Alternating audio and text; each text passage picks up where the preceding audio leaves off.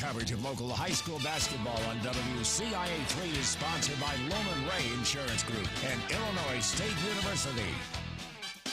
Now, all the action and excitement of Full Court Friday. Welcome into Full Court Friday. I'm Marley Weird alongside Brett Barron's. Big news from the Big Ten as the Illinois game against Michigan gets rescheduled. We'll have much more on that coming up. That's one I think everyone can't wait to Without see. a doubt. I'm glad they got it scheduled. But we start on the high school hardwood. We've got 15 games on tap as we're now halfway through the shortened COVID-19 season. Hard to believe, but here we go. Tipping it off in Mount Zion with an Apollo Conference showdown between the Braves and Effingham Flaming Hearts. It's Jet Volpe on the dribble to Nate Thompson cutting inside to the baskets. And Parker Wolf, he's been so good this season. The nice little up and under move for the layup.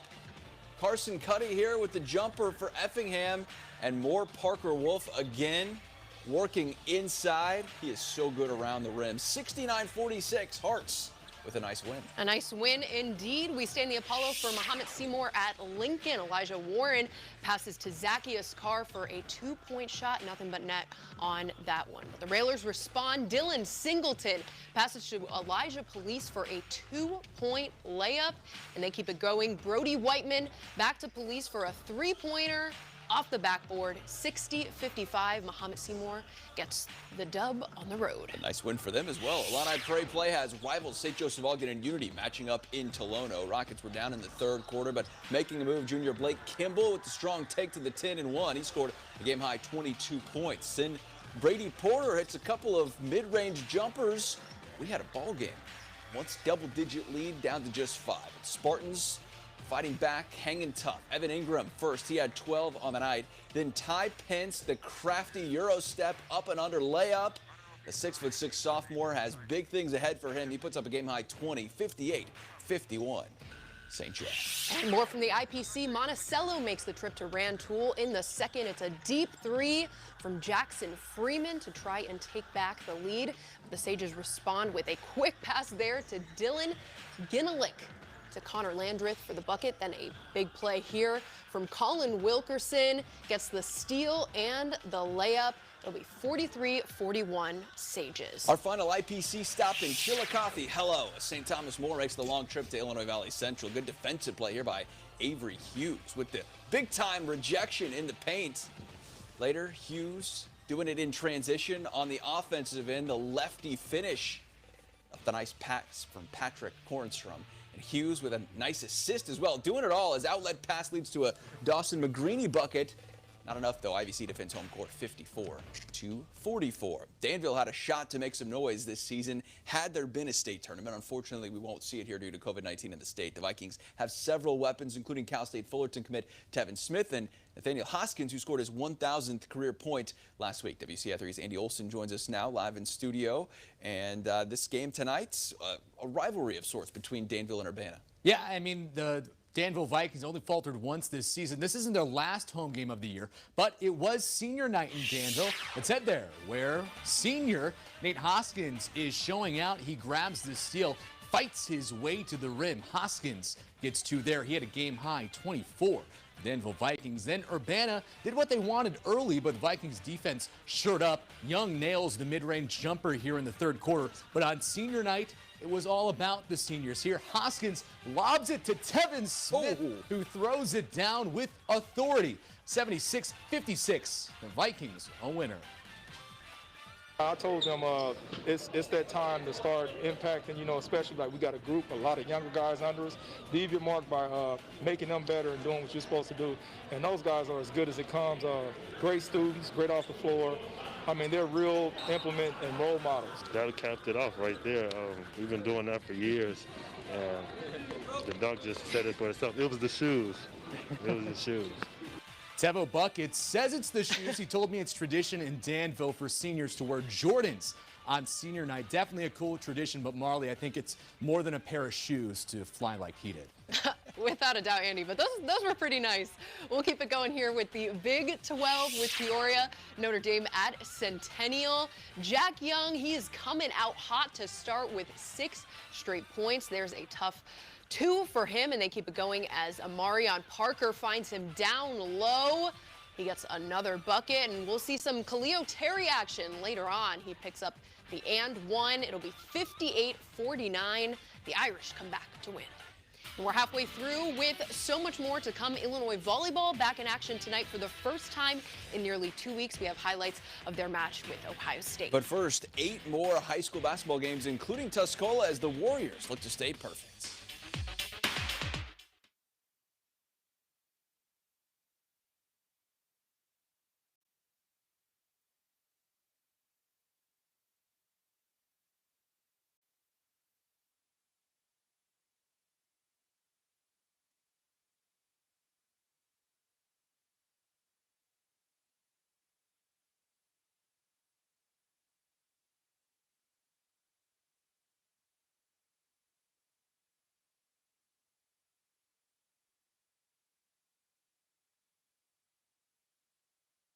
Kaylin, can you open our mics on production switcher for Michael? They got it.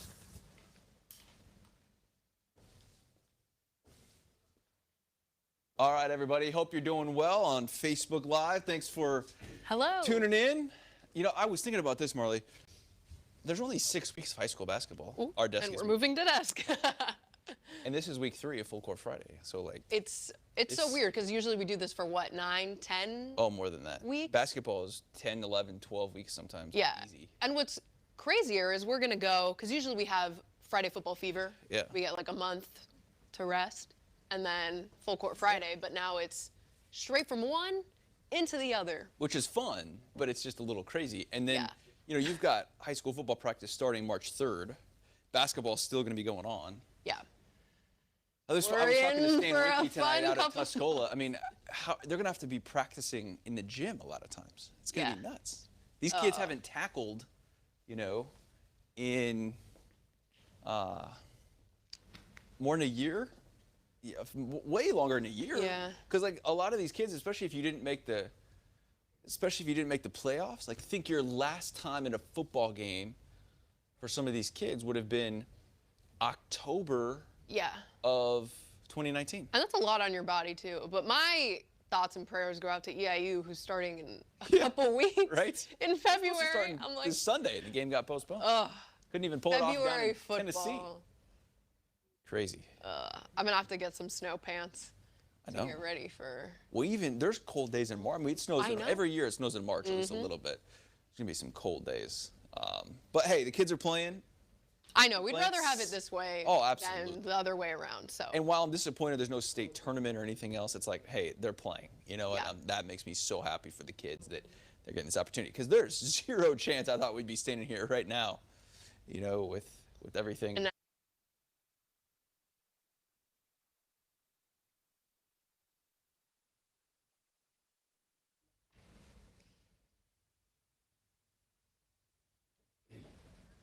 Welcome back to Full Court Friday. Tuscola enters tonight's game against Clint with a perfect 6-0 record.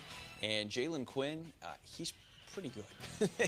Really? A lot of D1 offers for a reason. A nice finish above the rim. Cole Cunningham follows suit. The Warriors score the first 8 points of this game tonight and take control. The Maroons doing their best to fight back. Tyler Ward, little baseline jumper. Far too much from Jalen Quinn. Check out the spin move he puts on the defender here. He goes for 26 points, 8 rebounds, 4 assists, 2 steals. Tuscola wins at 78-60. And there's a reason for those D1 offers, Brett. Other CIC action as Meridian makes the short trip to Moweaqua to face Central A&M. Andrew Herringbrink start things off with a strong run to the basket. Then Dalton Nicholas inside with a jumper. He misses James Parody with the putback. Then Riley Daly downtown for 3, 61-37 Meridian. Watsika welcomes Cissna Park to town tonight. Picked this one up in the first quarter. Warriors' Braden Haynes. Hesitation pays off for 2 at the rim. Cissna Park's answers with a nice bucket from Tanner Garrison, intercepting the ball and going the other way. Watsikan's Hagen Hoy spots up for 3 coming up, able to knock it down. Watsika in a barn burner win, 39-37. In the Sangamon Valley, Iroquois West travels to face Paxton Buckley Loda. The Raiders looking pretty strong early on as Zach Rice for 2, and they go up 6. And the Panthers respond. Jared Gronsky with a second chance point there puts it away. But the Raiders kick one out to Landon Davis for the triple as they take a 7-point lead, but PBL comes back to win it 49-48. I like to call him Gronksky.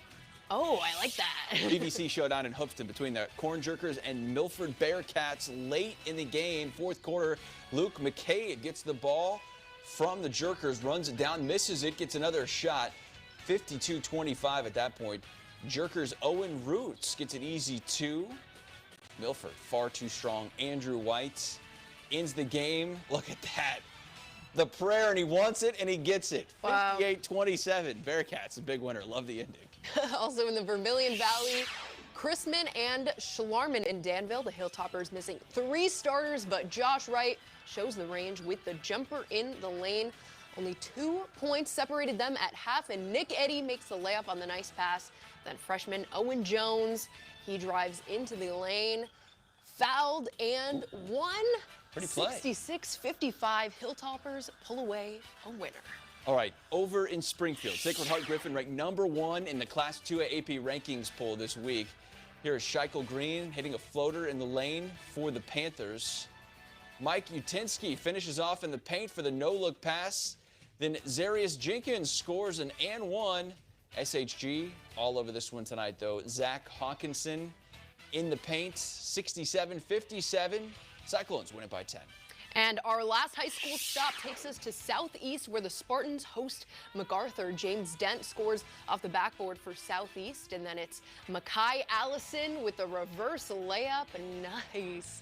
Then Ryan Bartley scores for MacArthur right there in the paint. It'll be 48-44 Southeast. All right, Marley, after one final timeout, we check in with Illini basketball and volleyball. Some big news for Illini Nation for the NCAA tournament as well. Stay with us.